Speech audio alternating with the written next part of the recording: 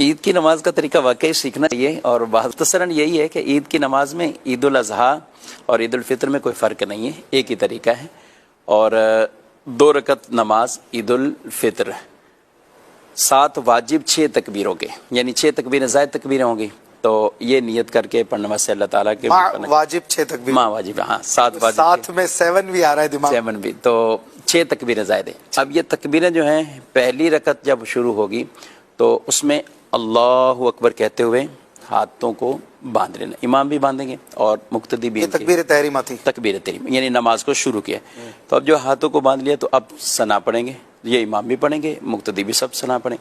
اب 3 تکبیریں جو زائد تکبیریں ہیں ان تکبیروں کو کہنا ہے.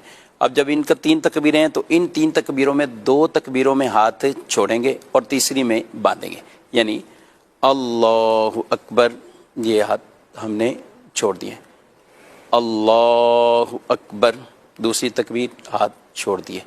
اب تیسری تکبیر ہے تو اللہ اکبر کہتے ہوئے پھر اپنے ہاتھوں کو باندھ لینا ہے. اب امام سب قرات کریں گے اور پوری وہ تلاوت ہوگی، سورہ فاتحہ سورت پڑھی جائے گی اور پھر رکوع اور پہلی رکعت مکمل ہوگی.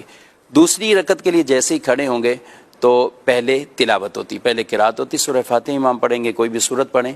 اب جب سورہ فاتحہ بھی پڑھ لی، بالفرض سورہ اخلاص تھی تو وہ سورہ اخلاص بھی پڑھ لی، تو اب 3 تکبیریں کہنی، جو 3 تکبیریں زائد ہیں ان کو اللہ اکبر کہتے ہوئے ہاتھ چھوڑنا ہے. پہلی تکبیر، دوسری تکبیر اللہ اکبر، پھر ہاتھ چھوڑ دینے، تیسری تکبیر اللہ اکبر، ہاتھوں کو چھوڑ دیا. ان دوسری رکعت کی تینوں تکبیروں میں ہاتھ چھوڑنے. اب رکوع کی تکبیر کہتے ہوئے رکوع میں چلے جانا ہے. ٹھیک، مختصر بس یہ اضافی تکبیروں کے بعد چوتھی تکبیر کہتے ہوئے رکوع میں چلے جانا. اس کے علاوہ کچھ بھی اضافہ نہیں، کچھ بھی اضافہ نہیں، نارمل 2 بس نارمل. اس میں یہ ہے کہ پہلے رکعت اس میں تکبیریں قرات تلاوت سے پہلے ہے اور دوسری میں تلاوت کے فوراً بعد.